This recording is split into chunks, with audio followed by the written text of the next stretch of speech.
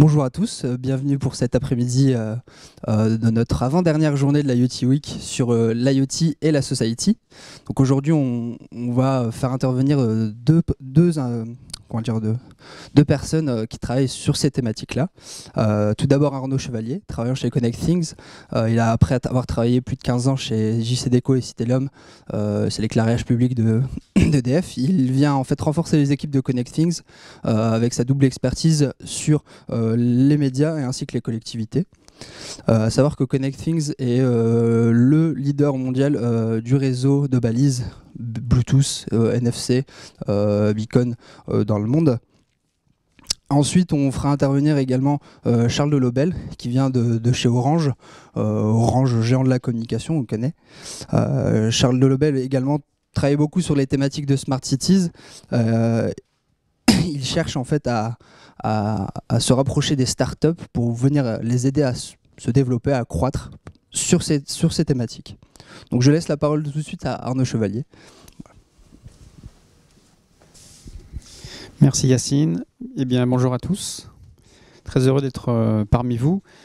Alors juste pour faire une petite précision concernant ConnectThings, nous sommes une entreprise française à vocation mondiale et c'est une entreprise qui a été créée il y a 10 ans avec une vision qui était que les smartphones qui allaient arriver, parce qu'il y a 10 ans ils n'étaient pas encore tout à fait là, mais on savait qu'ils allaient arriver, et la vision en fait c'était de se dire que les smartphones non seulement allaient arriver mais en plus ils allaient nous permettre de connecter les objets, d'où le nom de ConnectThings. Et aujourd'hui on voit bien que les objets on les connecte, et que le smartphone peut être un moyen de connecter ces objets. Donc cette vision, voilà, aujourd'hui, elle est concrétisée. Et ce qui est intéressant, c'est que nous, on va donc connecter les objets, mais essentiellement les objets que l'on va dire publics, autrement dit, qui sont des objets qui n'appartiennent pas à une personne en particulier, mais qui vont pouvoir être utilisés par des gens en général, et qui, par conséquent, puisqu'ils sont publics, sont généralement sur le domaine public. Donc par exemple, un arrêt de bus, c'est un objet public auquel on est confronté dans sa mobilité et qui peut être connecté avec différentes technologies dont je vais vous parler et qui peut apporter du service à travers les smartphones des gens. Donc voilà un petit peu l'ADN de ConnectThings, et on a, pour vous donner un ou deux chiffres, une présence dans 7 pays. On a déployé nos solutions dans une 60aine de grandes villes. Et on a levé 10 millions de dollars il y a 2 ans. Donc voilà un petit peu pour vous situer qui est ConnectThings, que vous ne connaissez pas parce qu'on n'a pas vocation à être connu du grand public. Hein. On va venir quelque part aider nos clients à mettre en place des sujets dont je vais vous parler. Mais on n'est pas une marque comme Orange connue du grand public. Et puis on n'a pas du tout la même taille, bien sûr, parce que nous sommes entre 30 et 40. Donc évidemment, ce n'est pas du tout la même histoire. Alors, je ne sais pas comment je fais pour avancer les slides, Yacine. Donc je clique. Ok, super. Donc je vais vous parler aujourd'hui de ce que la ville va pouvoir apporter comme service sur les smartphones des gens. Donc en fait, c'est l'engagement digital qui va être opéré par les objets publics de la ville. C'est ça dont je vais vous parler. Donc c'est vraiment un lien entre l'IoT et les smartphones. Et pour bien que vous compreniez, en fait, l'IoT, généralement, on considère, à juste titre, que ce sont des capteurs qui, eux, vont servir évidemment à écouter, à capter, pour qu'ensuite on puisse mesurer. Ça veut dire quoi? Ça veut dire que, par exemple, si je mets un capteur simplement dans une poubelle, ce capteur pourra me dire si elle est pleine ou pas. Et cette information-là, elle va être remontée à des bases d'informations. Et c'est intéressant d'avoir cette information-là, puisqu'en fait, les gens qui, par exemple, vont avoir comme service de s'occuper des poubelles et de l'entretien des poubelles dans une ville, vont pouvoir organiser, par exemple, leur tournée, en conséquence des informations qu'ils auront captées sur le taux de remplissage des poubelles, par exemple. Donc voilà, le capteur, il sert à percevoir et à capter quelque chose, à le remonter, à le mesurer. Et moi, je vais vous parler d'autre chose. C'est une approche qui est complémentaire. Je vais vous parler de balises Bluetooth. qu'on peut appeler beacon, vous en avez peut-être déjà entendu parler, qui eux ne sont pas des capteurs, mais qui sont des émetteurs. Et ce qui est intéressant, c'est puisqu'ils émettent, ils vont en fait émettre en direction directement des smartphones, et c'est là où on va rentrer dans les usages dans la ville. Et évidemment, ils vont pouvoir non seulement engager des gens à travers leur smartphone pour leur apporter du service, je vais vous en reparler juste après, mais ils vont également, eux aussi, permettre de mesurer. Et vous allez voir, je vous montrerai des exemples tout à l'heure, ça peut être très intéressant. Alors je vais vous montrer, ça dure 30 secondes, c'est un petit film qui illustre ce que peut faire, par exemple, un arrêt de transport, comme je vous l'expliquais, équipé d'une balise Bluetooth, et qui va pouvoir venir émettre en direction des smartphones des gens qui vont passer aux alentours. Ça dure 30 secondes. À l'approche d'un arrêt de bus, Julie reçoit directement sur son mobile les informations du trafic en temps réel. Elle peut ainsi prévoir son trajet plus facilement. Pas de chance pour Paul, son bus est en retard. Comme il fait beau, son mobile lui propose de prendre un vélo en libre service à la borne la plus proche pour ne pas perdre de temps. Sophie, quant à elle, se trouve à proximité d'un musée. Son mobile lui envoie donc des informations relatives à une exposition en cours. Voilà, alors, ce qui est intéressant dans cette histoire, c'est que toutes ces personnes-là ont reçu des informations, non pas on the air, ce n'est pas leur application uniquement qui leur a envoyé cette information, mais c'est l'objet public, l'arrêt de transport, qui les a engagés, qui leur a délivré un service par rapport à leur situation. Je m'explique. Si on prend l'exemple de Paul, lui, il a reçu une information qui n'est pas du tout la même que la personne Julie précédente, parce que c'est pas il n'est pas dans le même contexte. Ça veut dire quoi? Ça veut dire que pour Paul, ce qui va être intéressant, ce qui va déclencher l'information qu'il va recevoir sur son mobile, c'est que son bus, il est en retard, donc il est obligé d'attendre au minimum 10 minutes, mais que, parallèlement à ça, il y a un vélo en libre service disponible juste à côté, et que la météo permet d'utiliser ce vélo. Parce que lui dire la même chose alors qu'il pleut, c'est pas très intéressant. Et là où ça devient intéressant, c'est que le contexte personnel de Paul, sans qu'on sache que c'est Paul, mais parce qu'il se situe à cet endroit, que les informations de cet endroit sont celles-ci, alors on peut lui proposer cela. Et ce « on », c'est l'objet, c'est l'arrêt de transport qui est connecté avec une balise Bluetooth. Alors comment ça marche? Je ne vais pas vous dire que c'est simple, mais dans l'usage c'est simple, dans la réalisation, ce que l'on va être en capacité de faire, c'est plusieurs choses. La première, c'est évidemment de connecter les objets de la ville, qui vont pouvoir donc venir déclencher des services auprès des gens qui sont en mobilité, puisque dans la ville. Et en fait, ce qui est intéressant, là où on agit, là où on apporte de la valeur, c'est qu'on va être en capacité de venir déclencher des informations sous forme de notifications, comme vous avez pu le voir dans le petit film, en prenant en compte des contextes dynamiques. Ça veut dire quoi? Ça veut dire qu'on va prendre en considération plusieurs informations simultanées.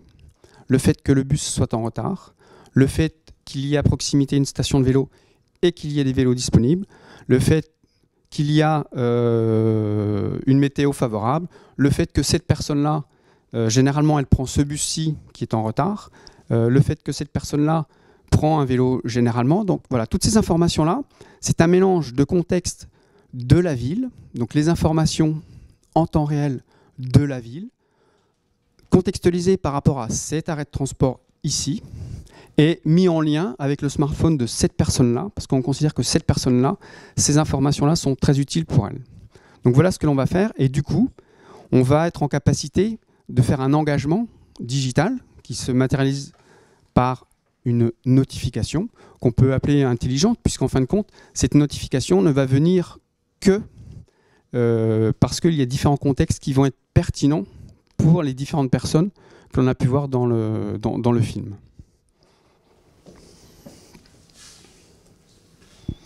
Il y a un deuxième élément qui est intéressant, c'est qu'à l'échelle d'une ville, un arrêt de bus, puis un arrêt de bus, plus un arrêt de bus, plus un arrêt de bus, tous les uns les autres connectés avec des balises Bluetooth, eh bien toutes ces balises, qui sont donc des balises de déclenchement, elles vont former une infrastructure. Alors ce qui est intéressant, c'est que c'est une infrastructure qui est donc une infrastructure d'émetteur, hein, qui va donc pouvoir venir réveiller les applications. Eh bien ce qui est intéressant,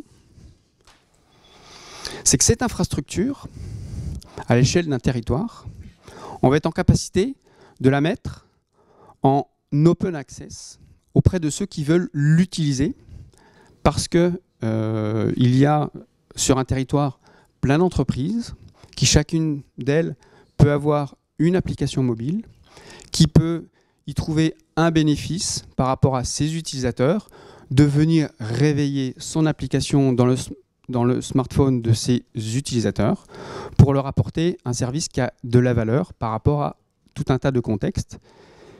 Et on peut vraiment imaginer tout un tas d'usages, pas forcément liés au transport, parce que vous avez vu que dans le petit film, la troisième personne recevait une information par rapport à un musée, des expositions. Donc là, on n'était pas du tout dans une logique de transport. On peut parfaitement imaginer que des gens qui font du tourisme peuvent également y trouver de la valeur, des gens qui font de la livraison à domicile, etc., etc. Donc il y a plein en fait de possibilités. Et ce qui est intéressant, c'est que cette infrastructure, chacun va pouvoir venir se l'approprier. Et nous, Connecting, ce que l'on fait, c'est que déjà, on la crée d'un point de vue logiciel et on met entre les mains de tous ces gens qui souhaitent l'utiliser les outils pour qu'ils puissent utiliser cette infrastructure très facilement et eux aussi utiliser tous ces contextes de la ville, toutes ces informations autour de l'arrêt de transport, hein, qui concernent l'arrêt de transport, et venir également se servir de tous ces contextes de déclenchement qui sont des contextes dynamiques et en temps réel et que eux vont choisir, s'ils y trouvent un intérêt, à actionner pour faire vivre leur application dans le smartphone de leurs utilisateurs, qui va pouvoir voilà, se réveiller de manière pertinente dans la ville et quelque part en prenant en compte les pulsations de la ville. Hein. Quand je dis pulsation, c'est évidemment lorsque l'infotrafic est fluide, lorsque c'est perturbé, lorsque la météo est favorable ou elle est moins favorable. Tout ça sont des pulsations, tout ça sont des informations qui peuvent être interprétées par chaque application qui va venir utiliser cette infrastructure. Donc voilà, ça c'est un deuxième bénéfice de notre approche. Le troisième bénéfice, c'est que cette infrastructure, elle va générer de la data. Parce qu'en fait, chaque application qui vient écouter ces émetteurs, eh bien, va générer de la data. Et à l'échelle d'un territoire, cette data, c'est vraiment une capacité de percevoir en fait où sont les gens, combien de gens vont attendre un arrêt de bus, combien de temps ils vont attendre, à quel endroit, à quel moment. On peut vraiment en retirer tout un tas de choses, indépendamment du fait qu'ils reçoivent ou non une notification d'ailleurs. Je vais vous montrer un petit film qui dure 1 minute, qui est un exemple très concret, qui est déjà mis en place dans la ville d'Aix-en-Provence, qui est équipé donc de balises Bluetooth. Et je vais laisser donc le reportage, un petit court extrait du reportage, hein, ça dure 1 minute, et vous aurez le témoignage voilà, de la ville d'Aix-en-Provence dans l'usage du point de vue de la data, de ce que peut être ces émetteurs Bluetooth.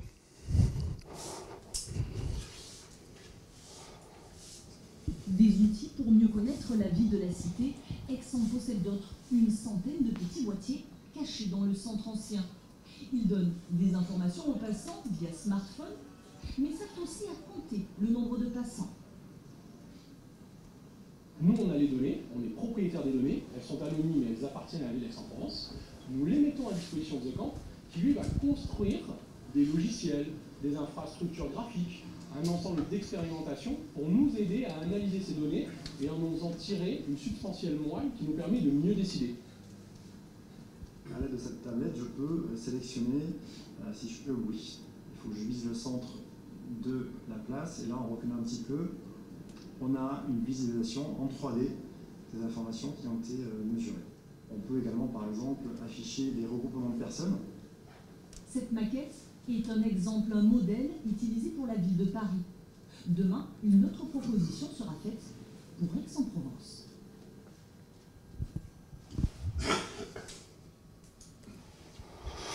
Voilà, donc vous avez là le témoignage d'une collectivité locale qui, avec tout un tas de balises Bluetooth déployées sur son territoire, va avoir un usage qui lui est propre. Voilà. Et d'autres, évidemment, collectivités locales pourront se servir de la data pour d'autres choses, puisque comme vous le savez sans doute tous, la data c'est une matière très intéressante qui peut parler, qui peut être visualisée et qui peut apporter plein d'éléments que l'on n'aurait pas perçus si on ne l'avait pas mesuré, si on ne l'avait pas analysé, si on ne l'avait pas traité. Donc on est dans ce qu'on peut appeler du big data, hein, évidemment. Et pour conclure,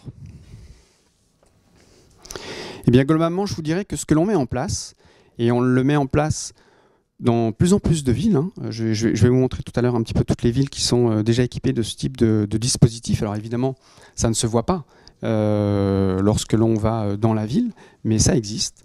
Et donc en termes de quelque part de bénéfices, évidemment du point de vue de l'utilisateur, comme on a pu voir dans le premier film, il y a vraiment un bénéfice à savoir que mon bus est en retard et que du coup on peut me proposer un vélo et ça me va bien. En tout cas, cette information-là, j'en fais ce que j'en veux, mais je suis content de l'avoir. Je peux prendre une décision que je n'aurais peut-être pas été en capacité de prendre, parce que même si cette information existe, je ne serais peut-être pas allé la chercher au moment où elle m'aurait été utile. Évidemment, c'est un bénéfice du point de vue de l'éditeur de l'application qui voit évidemment une façon de redonner vie à son application, puisqu'on sait tous qu'on a beaucoup d'applications dans son smartphone, mais que on en utilise très très peu au quotidien. Donc là, c'est vraiment une capacité qu'a l'éditeur de réveiller son application sans que son utilisateur soit au départ le décideur de l'utilisation. Il y a un vrai bénéfice, évidemment, pour la collectivité locale, la ville d'Aix-en-Provence, la ville de Paris, etc. À travers, donc, bien sûr, déjà des usages qui ont de la valeur sur son territoire, parce que pour une ville, faire en sorte que les gens puissent se déplacer de la meilleure des manières avec toute l'offre de transport qui peut exister, c'est évidemment valoriser son territoire, le rendre plus fluide, plus smart, plus intéressant, plus attractif, évidemment. Et par exemple, proposer un vélo quand il fait bon, c'est bien, mais s'il pleut, on peut peut-être proposer du covoiturage urbain. Voilà. Donc en fait, quelque part, venir prendre en compte tout un tas d'éléments pour faciliter le déplacement des gens. La data, on a vu avec l'expérience d'Aix-en-Provence que ça peut aussi avoir de la valeur. Et puis, le fait d'aider l'écosystème par cette mise en open access de l'infrastructure dont je vous ai parlé tout à l'heure, eh bien tout ça, en fait, c'est intéressant, tout le monde y gagne. Et tout ça est possible parce que ConnectThings, c'est une entreprise qui a su trouver en fait un modèle économique vertueux. Ça veut dire quoi? Ça veut dire que l'utilisateur dans la rue, hein, Julie, Paul, etc., la collectivité locale, Aix-en-Provence par exemple, sont des gens qui vont avoir des bénéfices sans les payer.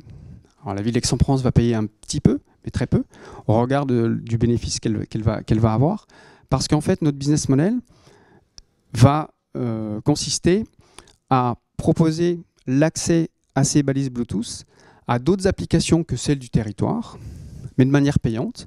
Et du coup, ce sont les autres applications qui vont venir, entre guillemets, financer l'existence de ce dispositif. Nous financer, nous, ConnectThings, évidemment, parce que nous sommes une entreprise, on a besoin de gagner de l'argent.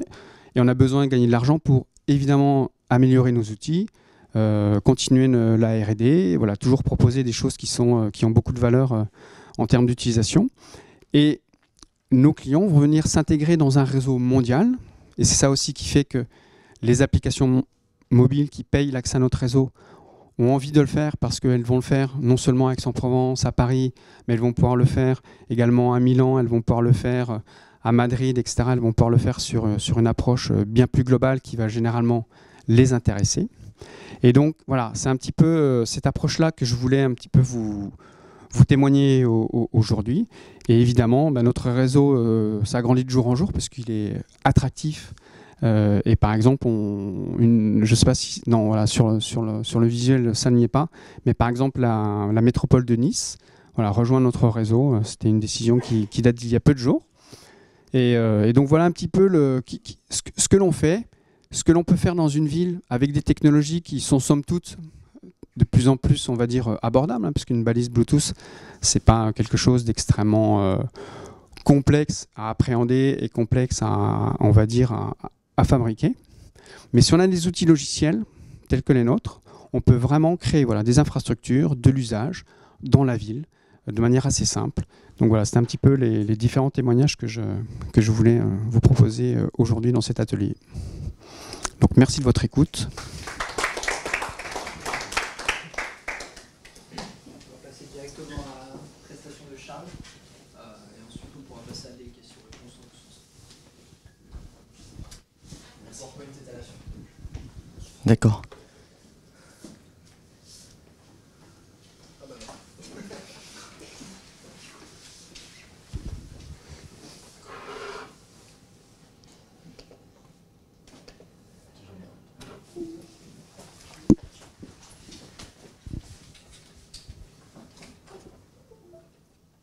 Bon, je vais peut-être me présenter pendant ce temps-là. Donc, je suis Charles Delobel, je suis le régional Orange de l'étape. Je m'occupe des projets innovants et de l'innovation. Plus exactement, je m'occupais, puisque maintenant, depuis 15 jours, j'ai changé de fonction, mais voilà, je m'occupe maintenant du marketing chez Orange Business Services et de la com, mais c'est à peu près les mêmes sujets. Donc, avec ConnectThings, que je découvre un peu aujourd'hui, j'avais regardé un peu en amont, mais il y aura beaucoup de similitudes et effectivement je confirme qu'on a sans doute des sujets complémentaires à faire.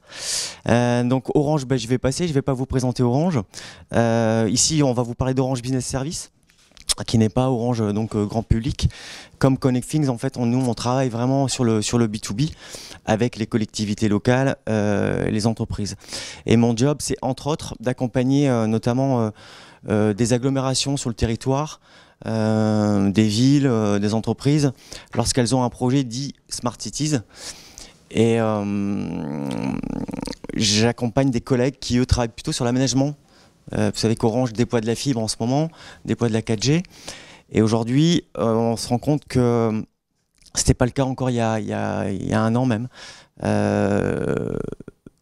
Notamment les élus comprennent les usages du numérique et comprennent les usages de Smart Cities. Ils étaient très focalisés sur le tuyau, sur la fibre, et c'est normal parce que nous on poussait et on communique dans ce sens-là. Mais maintenant qu'ils ont compris qu'ils allaient l'avoir un jour ou l'autre, ils s'intéressent à quoi ça va servir. Et moi, mon job, c'est aussi d'expliquer qu'on n'a pas forcément besoin que de la fibre pour faire de la Smart Cities. Alors, le réseau d'Orange, en fait, n'est pas que très haut débit, donc il est aussi bas débit. Et un de nos premiers métiers, vous le savez, c'est un métier d'opérateur. Et donc aujourd'hui, Orange, sur la région de France plus Champagne-Ardenne, puisque c'est mon périmètre, est en train de déployer le réseau LoRa, que vous connaissez peut-être, qui est un réseau donc bas débit, basse consommation, qui permet donc de pas trop solliciter les piles des capteurs, parce que c'est un peu le problème, c'est qu'avant les objets connectés, en fait, on devait changer les piles régulièrement. Donc aujourd'hui, on s'abstient de cette contrainte grâce au réseau LoRa. La particularité de ce réseau, c'est que ce n'est pas une propriété d'Orange. Bouygues le déploie également, et beaucoup d'acteurs, même en Europe, le déploient. En France, vous savez qu'il y a deux grands réseaux, c'est LoRa et Sigfox. Sigfox, c'est une boîte française qui est propriétaire de son réseau et qui déploie donc ses objets connectés, son réseau, etc. Et LoRa, nous, on a fait le choix vraiment que ce soit ouvert, un peu comme Netflix, c'est-à-dire qu'il y a une communauté en fait autour de partenaires qui gravitent sur LoRa. Et Orange croit beaucoup à l'interopérabilité, parce qu'on voit bien qu'aujourd'hui, toutes les boîtes s'intéressent à la data et toutes les boîtes veulent vendre leur plateforme. Et quand on est un élu et qu'on a un projet Smart Cities, on a 30 partenaires qui viennent vous voir en disant « moi j'ai l'appli qui va bien, moi j'ai la plateforme qui va bien ». Et c'est compliqué de se dire « bon alors comment je fais pour rendre tout ça interopérable ?» Du coup c'est bon. Hop. Le positionnement sur les Smart Cities d'Orange, il est sur le périmètre, hein, il est vraiment, on va dire, d'une zone. Ça peut être une aire d'autoroute, on va le voir après d'ailleurs. Ça peut être un stade. Alors, je vais essayer de prendre des exemples à chaque fois très locaux. Le stade ici, le grand stade en fait à Villeneuve-d'Ascq, on ne le sait pas, mais le contrôle d'accès, en fait, lorsque vous passez dans le stade avec le petit flash code là, c'est Orange. On le sait souvent pas. Et puis un musée. Alors, on va prendre aussi un exemple pour les objets connectés régionales. Il y a très peu de temps, il y a à peu près 2 mois, avec le Palais des Beaux-Arts de Lille, on a installé des bornes beacon. Alors ConnectThings vient de vous expliquer la techno, donc c'est exactement la même chose. Et lorsque vous allez au Palais des Beaux-Arts, couplé à une application avec une start-up, ce que je ne vous ai pas dit, mais ce qu'avait cité Yazid, c'est qu'on essaie de travailler avec l'écosystème régional. Une start-up de la pleine image qui s'appelle Devocité a créé cette application pour le Palais des Beaux-Arts. Et nous, on a ouvert notre service Beacon avec des API. Donc on a plugué en fait le service Beacon et l'appli de la start-up pour le visiteur. Et lorsque vous approchez d'une salle dans le Palais des Beaux-Arts, on a installé donc à peu près 80 bornes dans le Beacon, dans le Palais, eh bien il va reconnaître en fait que vous êtes passé à cet endroit-là, dans cette salle-là, que vous sans doute vous visionnez de telle œuvre, et va vous pousser un contenu contextualisé. C'est tout l'intérêt de cette techno.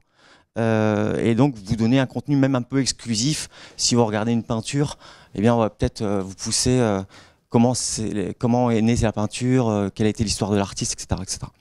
Donc ça c'est du régional. Et Orange, sur le Beacon, on n'était pas, pour être tout à fait franc, on n'était pas encore très convaincus de la techno. Il y avait, alors moi je suis pas un expert techno, hein, mais semble-t-il vis-à-vis de mes collègues, il y avait encore des réglages à faire, notamment sur iOS, etc. Donc on a pris un peu de temps pour y aller. Et puis aujourd'hui, avec notamment le Palais des Beaux-Arts, c'était une première nationale, on se rend compte que ça fonctionne. Donc on va sans doute pousser un peu plus les bornes Beacon. Donc ça c'est sur la partie vraiment très locale, le stade, le musée, les villes, on en parlera tout à l'heure, je passerai après, les villes régionales, des quartiers évidemment et des bâtiments qu'on appelle smart building. Il se trouve que, encore une fois, juste à côté du grand stade, je ne sais pas si vous avez vu, mais il y a des grandes grues là qui sont en train de pousser et un bâtiment. C'est le nouveau siège d'Orange en fait qui est en train de se créer, le nouveau siège régional, et on va forcément en profiter pour connecter ce bâtiment avec un certain nombre de services. Alors, ce slide, je le passe très vite parce que c'est juste j'allais dire une logique implacable, évidemment. L'IoT dans la ville, ça touche énormément de métiers, énormément de services. Et donc Orange travaille sur l'ensemble de ce spectre, pas mal sur les transports collectifs, notamment.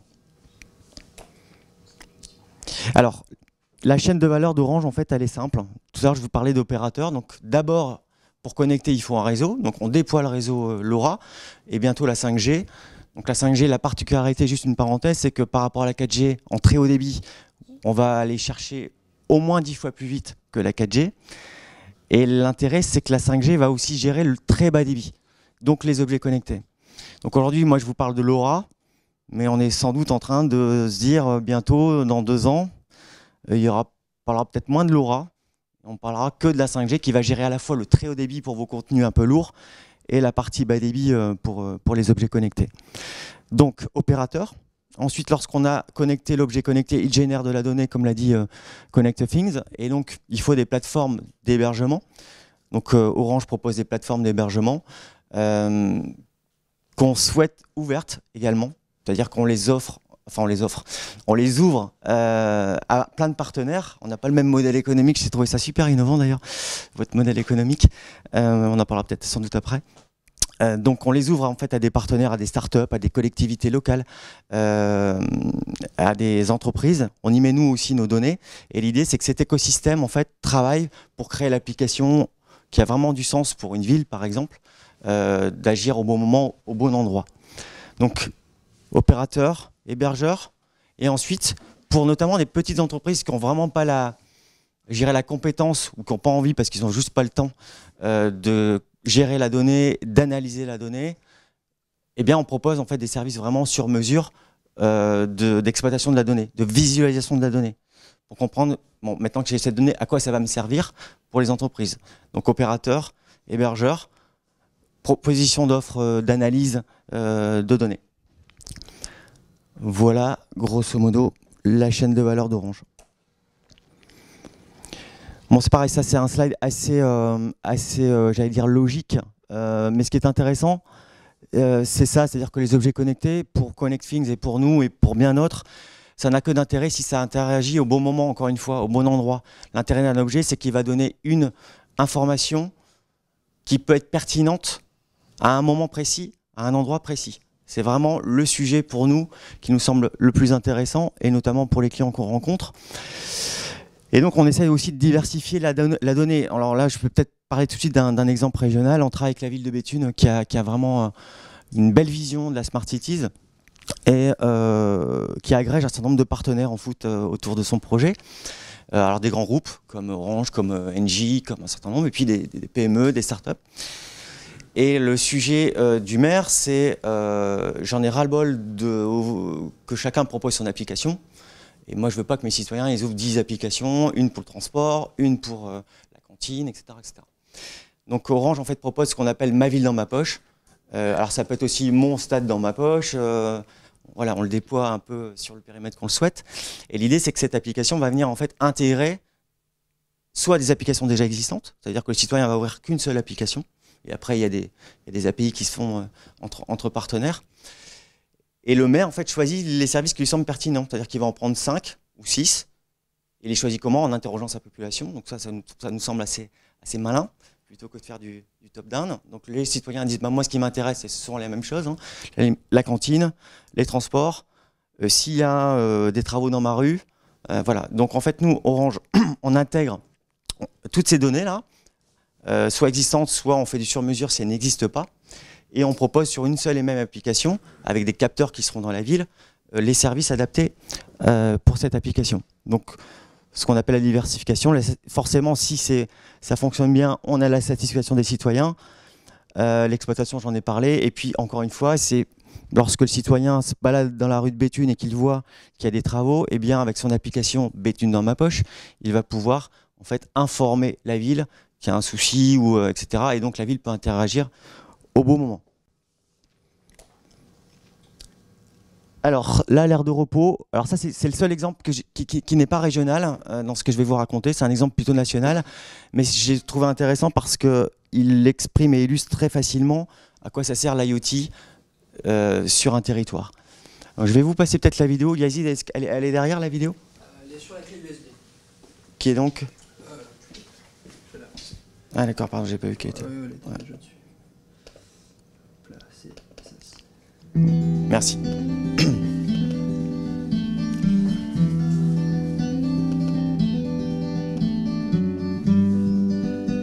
Vinci Autoroute, c'est 4400 km d'autoroute, c'est la moitié du réseau autoroutier français et c'est aussi 268 aires de pau comme celle-ci.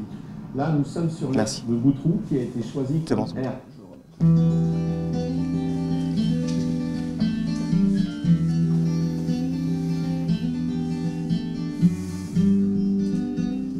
Autoroute, c'est 4400 km d'autoroute, c'est la moitié du réseau autoroutier français et c'est aussi 268 aires de pau comme celle-ci. Là, nous sommes sur l'aire de Boutroux qui a été choisie comme aire expérimentale pour être connectée en partenariat avec la société Orange. On a en fait besoin de cette connexion tout simplement parce qu'une aire de repos, c'est une aire où nous ne sommes pas présents H24. La connexion va nous permettre quoi? Va nous permettre de savoir si nos conteneurs semi-enterrés sont pleins, si nos places de parking sont complètes, si notre aire est complète, et puis aussi nous permettre de savoir si nos blocs sanitaires sont toujours propres, toujours accessibles et toujours en service. Est-ce qu'on n'a pas un problème de savon? Est-ce qu'on n'a pas un problème de bactéricide? Est-ce qu'on n'a pas un problème de papier toilette? Ce capteur que nous trouvons dans la chaussée, comme l'ensemble des capteurs que vous trouverez sur l'aire, est relié au réseau LoRa. Il nous permet de mesurer deux choses, la température de la chaussée et le taux de sel contenu sur celle-ci. Pourquoi c'est important pour nous? Parce que là, on est dans le cadre d'un cheminement piéton. Ce qui va être très important pour nous, c'est de savoir que l'ensemble de nos cheminements et que nos passages piétons sont sécurisés en hiver. Ils ne sont pas glissants. La Smiley Box, elle est bien sûr reliée au réseau LoRa et elle va nous permettre d'évaluer en temps réel le niveau de propreté et de satisfaction de nos clients et surtout, elle va nous permettre de réagir rapidement, d'être réactifs. Nous nous trouvons dans le poste central d'exploitation du district de Saint-Arnoux. Nous gérons 3500 interventions à l'année dans ce poste central. Et l'ensemble des éléments qui nous remontent de l'autoroute arrivent ici. Et c'est ici que nous fabriquons l'information pour nos clients lorsqu'ils sont en voyage sur nos autoroutes. Dans le cadre de ce poste central d'exploitation, nous allons retrouver l'application Orange, par l'intermédiaire de cet écran, qui nous permet de remonter les informations que nous avons sur l'aire de Boutroux. L'ensemble des remontées d'informations et des indicateurs n'a qu'un seul but, la satisfaction de nos clients. Cela a été possible grâce à l'accompagnement d'Orange, à la fois sur les objets connectés et sur les traitements des données. Voilà, donc ça illustre vraiment ce qu'on peut faire sur LoRa notamment. Et j'allais dire, moi, la seule limite qu'on peut y mettre, c'est la créativité. C'est-à-dire qu'à partir du moment où le capteur émet des données, c'est quelle analyse on en fait. Et donc c'est Vinci, avec notre accompagnement, qui s'est dit, tiens, moi je peux utiliser et rendre pertinent mes interventions pour un certain nombre de sujets, comme on l'a vu. Donc voilà, c'était l'exemple qui n'était pas régional. Et puis j'en ai terminé sur mes slides, mais je vous ai parlé donc du Palais des Beaux-Arts en région, sur la partie Beacon, qui fonctionne plutôt bien. Je vous ai pas parlé d'Agrotech. C'est une ville en fait qui est pas très loin d'ici, qui s'appelle William, qui est vraiment une petite commune. Et je voulais faire cette parenthèse, pourquoi? Parce que, comme je vous l'ai dit tout à l'heure, il y a beaucoup d'élus qui veulent vraiment la fibre très haut débit, voilà. Et en fait, je suis intervenu à Fourmi aussi. Je sais pas si certains connaissent Fourmi dans la salle. C'est quand même très très loin et très enclavé. Et lorsque moi je suis intervenu, je leur ai dit, mais rassurez-vous, vous n'avez pas forcément besoin de la fibre, notamment dans la partie agriculture, pour faire des choses. LoRa sert aussi en fait à connecter un certain nombre de services, notamment dans la partie agriculture. Et donc il y a des clusters qui sont en train de se créer. Il y en a un à Beauvais, il y en a un à William qui est à 10 bornes d'ici. Et c'est un maire voilà, qui a des ambitions pour faire un cluster sur la smart agriculture avec des startups. Et il m'a dit, comment je fais moi, c'est quoi le premier truc? J'ai dit, le premier truc, c'est déjà d'avoir le réseau. Donc on a déployé le réseau LoRa. Et après, on va accompagner les startups à prototyper leur objet connecté grâce au réseau LoRa. Donc dans la partie smart agriculture, il y a un vrai sujet aussi au niveau national qui est en train de se pousser là, et notamment au niveau région. On sent qu'il y a une vraie demande et on n'a pas besoin de faire de la fibre ou de la 4G pour ça. Et puis pour Béthune, juste un dernier sujet. Donc je vous ai parlé de ma ville dans ma poche. Donc c'est le même sujet tout à l'heure, la même philosophie que ConnectThings, c'est-à-dire qu'à partir des capteurs et de la donnée, c'est comment je rends tout ça intelligent entre guillemets dans une application pertinente. Et le deuxième sujet qu'on travaille avec la ville, c'est la gouvernance de la donnée, ce qui est franchement pas évident. Encore aujourd'hui, beaucoup de groupes s'interrogent, et sur le modèle économique aussi. C'est-à-dire qu'à partir du moment où on a toujours toute cette donnée qui a été hébergée, c'est grosso modo qu'est-ce qu'on en fait, qui est propriétaire. Enfin voilà, il y a un vrai sujet qu'on maîtrise pas encore tout à fait, pour être franc.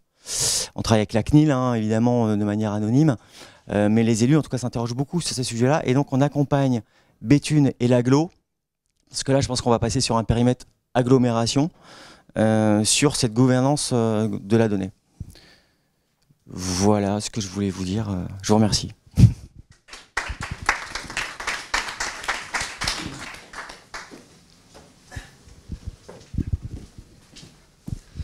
Donc, merci à tous. Je vous invite tout simplement à poser les questions si vous en avez à nos deux interlocuteurs. Oui, attends, je vais...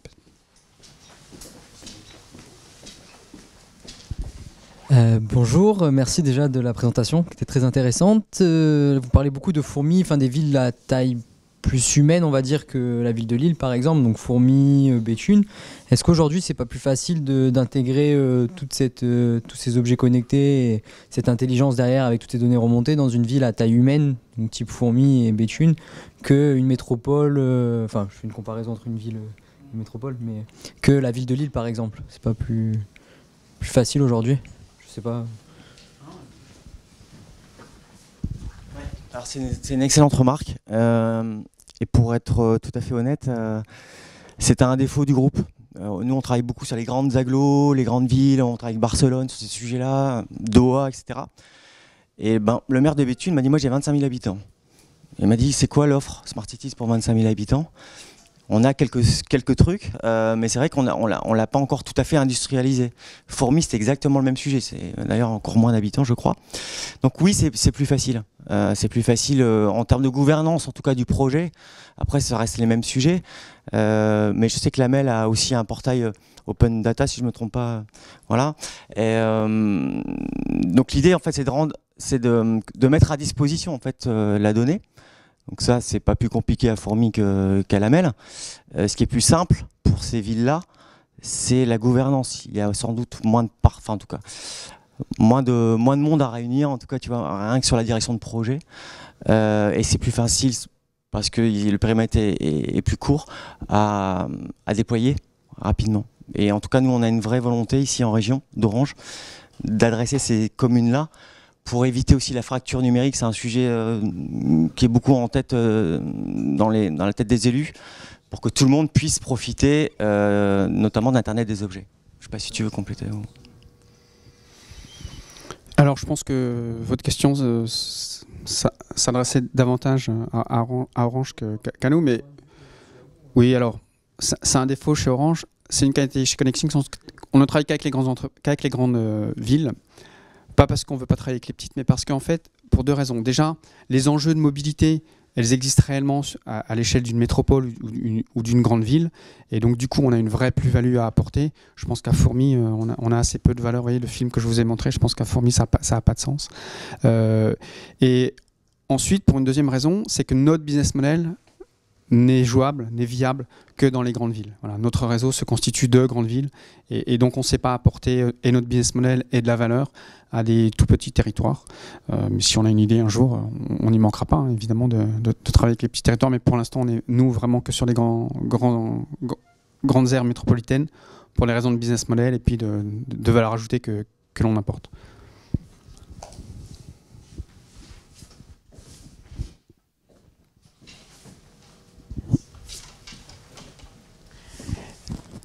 Pas tout à fait une question, mais... C'est pour le film. C'est pour le film, non. Pas tout à fait une question, plutôt une réaction, puisque j'ai eu l'honneur de connaître le début de vos offres, donc je vois que ça évolue bien par rapport à aux enjeux dans les collectivités. Alors, on le souligne par rapport à la dernière question, le fait qu'effectivement, quand on s'adresse à une ville de taille moyenne et à une métropole, on a des questions d'économie d'échelle, on a des questions de taille d'écosystème qui font que effectivement une solution complètement packagée peut convenir à une ville moyenne, aussi parce qu'il n'y a pas forcément les compétences techniques à tous les étages qui sont nécessaires. Maintenant, donc, je salue l'évolution de vos offres, en particulier celle de Connexing, parce que je me rappelle avoir discuté avec toi justement sur ce sujet où le sujet il n'est pas dans l'appli, le sujet il est dans les interfaces. Alors, on a besoin de pédagogie dans nos sujets, on a besoin de simplification, mais je pense qu'il faut vraiment éviter de simplifier à outrance, parce que quand on parle de vos offres comme étant une offre IoT, il y a tellement de couches qui sont impactées, de la couche du capteur, enfin de la couche télécom, jusqu'à l'appli, en passant par la couche de collecte des données des capteurs, la couche de présentation des données aux applications et toutes ces interfaces. Ça me semble important de sortir du côté demain en race gratis, parce que dans les collectivités, on va avoir besoin à un moment donné aussi sur le modèle économique, et là je trouve que le modèle économique de Connexing va aussi dans le bon sens, c'est-à-dire qu'on ne peut pas demander aux collectivités de payer toutes les applis. On paye déjà beaucoup, parce qu'une plateforme open data, il y a open dedans, c'est pas pour autant que c'est open source, et c'est pas pour autant gratuit, donc c'est souvent des coûts importants. Chez nous, c'est déjà un minima 2 personnes en frontal, sans compter tous ceux qui retravaillent la donnée derrière. Donc, on a un peu l'impression de payer plusieurs fois pour effectivement apporter un service qui, in fine, est un service personnalisé pour l'utilisateur. Et l'utilisateur, il a lui-même une valeur ajoutée qu'il trouve et dans laquelle il y a un business model à un moment donné. Donc, je me permets d'insister là-dessus, c'est vraiment de pouvoir bien découpler et de marteler ce message comme quoi, en fait, vous vendez des brokers de données et que toutes les applis peuvent se connecter dessus de manière à permettre aux collectivités, à leur discrétion, de construire une offre de service ou de laisser se construire une offre de service publique et privée au travers des applis.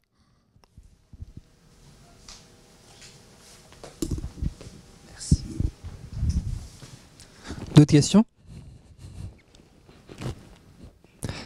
Eh bien, merci à vous tous. Ah, pardon. Comment faites-vous pour financer votre réseau?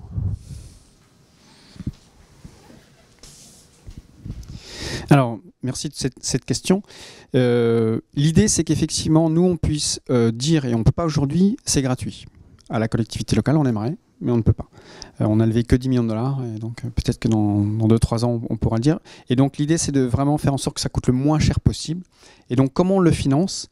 Eh bien, en allant voir des éditeurs d'applications qui ils vont trouver un intérêt à venir utiliser les infrastructures qui sont déployées dans les différentes villes qui font partie de notre réseau pour valoriser leur application ou le service que rend leur application auprès de leurs utilisateurs avec suffisamment de valeur pour qu'ils soient prêts à payer. Et donc ça veut dire qu'il faut que nos outils soient vraiment performants pour que ça leur permette de faire des usages qui ont de la valeur. Et c'est vraiment comme cela que l'on finance 80% vraiment de notre développement. Voilà, c'est vraiment faire payer des applications tierces, donc en fait qui sont des applications privées, qui ont des utilisateurs par milliers, dizaines de milliers, millions, voire dizaines de millions. Et ces gens-là, en fait, ils n'ont pas de problème à investir, puisqu'en fin de compte, ça va faire vivre leur application, ça va faire de l'engagement digital. Et toute application, qu'est-ce qu'elle veut? C'est avoir une relation avec ses utilisateurs le plus souvent possible et de la meilleure qualité possible pour les utilisateurs. Donc c'est ce qu'on apporte et c'est comme ça qu'on réussit à se financer. Et c'est là où je disais que c'était vertueux, parce que plus on a de villes qui nous rejoignent, plus notre réseau est attractif. Plus il est attractif, plus on a des clients qui le payent. Plus ils le payent, plus on a des revenus, donc plus on peut se développer, plus on est attractif, etc. Voilà. Donc c'est vraiment, n'hésitez pas à venir rejoindre notre réseau, parce que ça n'a que des bénéfices. Et en plus, je rebondis sur ce que vous disiez, merci pour le compliment déjà, sur l'évolution de ConnectThings. Ce qui est intéressant aussi, c'est que pour la collectivité locale, ça vient aussi valoriser la data, parce que effectivement, vous le disiez, mettre de la data à disposition, ça a un coût. Alors c'est une obligation légale pour la collectivité locale en France, mais c'est un coût. Et quelque part, ce coût-là, qu'il y a de l'usage ou pas d'usage, est le même. Donc autant qu'il y ait de l'usage. Et si il peut y avoir des usages, alors évidemment publics, c'est évident, mais ça c'est la collectivité qui a ses propres applications ou auprès de ses partenaires. Ça peut être l'opérateur de transport, ça peut, bref, l'office de tourisme. Il peut y avoir plein d'usages d'applications territoriales entre guillemets. Mais si en plus il peut y avoir éventuellement d'autres usages privés qui utilisent la donnée dans laquelle vous avez investi pour le bien des gens en fin de compte, tant mieux. Et c'est vrai que du coup la ville devient une forme de hub de service où tout est plus pratique, y compris peut-être des usages privés, mais pourquoi pas? Pourquoi pas? C'est un petit peu la même logique quand une ville met du Wi-Fi. Les citoyens vont utiliser le Wi-Fi pour des usages totalement privés, au bénéfice de partenaires privés. Par exemple Google, vous enrichissez Google en mettant du Wi-Fi, alors c'est un raccourci un petit peu brut, mais c'est un peu vrai, mais vous apportez aussi du service sur le territoire. Donc au final, voilà, il n'y a pas nécessairement obligation à opposer les choses. Ce qui compte, c'est que quelque part, ça soit le public qui ait la capacité d'apporter un service public. Ça c'est très important, ça a de la valeur, en le payant le moins possible, pour ne pas le répercuter, parce que de toute façon, il se répercuterait sur les usagers qui sont à la fois des clients, des citoyens, etc.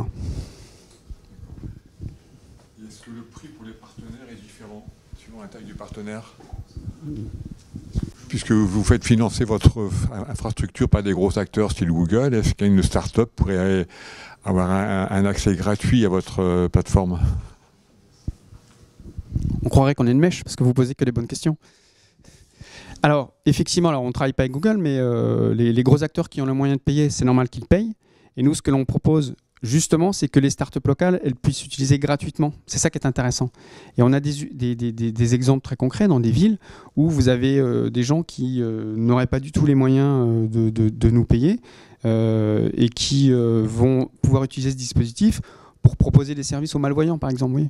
Les services aux malvoyants, On va pas, il n'y a pas un écosystème qui existe, donc c'est vraiment du service public, même si c'est fait par une start-up locale.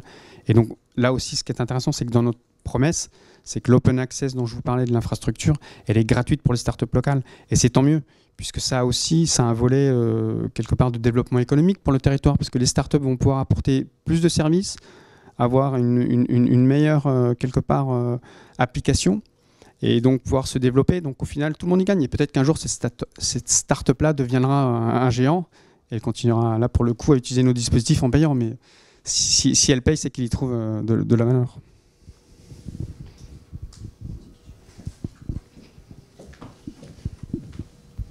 Mais du coup, que ce soit pour Orange, les données, donc vous les redistribuez à la ville. Mais vous, ConnectThings, les données d'une startup qui vient gratuitement utiliser votre système, vos applications, ces données appartiennent à qui? À vous, à la startup qui vient gratuitement à... On n'est pas de mèche non plus. Alors, ConnectThings ne fait pas du tout commerce de data, ça c'est clair et net. Et en fin de compte, quand je vous disais que l'infrastructure génère de la data, en fin de compte, c'est l'application qui génère de la data en venant écouter cette infrastructure. Mais c'est une data que l'application n'aurait pas générée, puisqu'en fait, une application génère rarement de la data lorsqu'elle est fermée. Là, en fait, par ce dispositif-là, elle va générer de la data également lorsqu'elle est fermée, parce qu'en fait, elle écoute en tâche de fond. Mais cette data-là, elle appartient à l'éditeur d'application, et cette data-là lui est restituée totalement. Elle est, alors évidemment, anonyme, et parce que nous, dans les usages qu'on propose, on n'a pas besoin de savoir que c'est monsieur un tel. C'est pas là-dessus que l'on va s'appuyer. Et donc, on restitue intégralement la data. Chaque éditeur en fait après ce qu'il souhaite. On ne la commercialise absolument pas. C'est pas du tout notre business model. En revanche, ce qui est intéressant, c'est que la collectivité locale, le territoire, quelque part en ayant permis le déploiement de cette infrastructure, eh bien, ce territoire va pouvoir, lui, avoir la connaissance, non pas d'une data, on va dire par application, mais de l'agrégation de tout ce qui aura été écouté. Et c'est en fin de compte, pour le territoire, une excellente façon de savoir, par exemple, s'il y a des gens dans la rue le soir à tel endroit. Vous voyez, quand Aix-en-Provence disait, par exemple, il va y avoir, on va regarder les flux des piétons, ils vont pouvoir le faire de deux manières. La première avec leur propre application, où là, ils auront toute la data qui leur est restituée, mais également toutes les applications que nous, on aura convaincus de venir en payant utiliser le dispositif d'Aix-en-Provence, sans savoir quelle application utilise leur dispositif, mais en ayant l'agrégation de toutes ces applications qui, en fait, en rajoutent en termes de data, et donc du coup, ça devient encore plus intéressant. C'est-à-dire que l'infrastructure, elle génère de plus en plus de data, et c'est également un côté vertueux, puisque plus on a de clients, plus il y a de la data, et plus le territoire va pouvoir en bénéficier, mais de manière, on va dire, agrégée.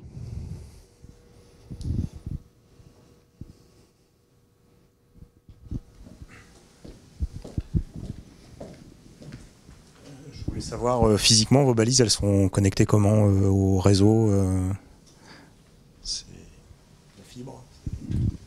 Alors, une balise Bluetooth, en fait, c'est un objet qui n'est pas très intelligent en définitive.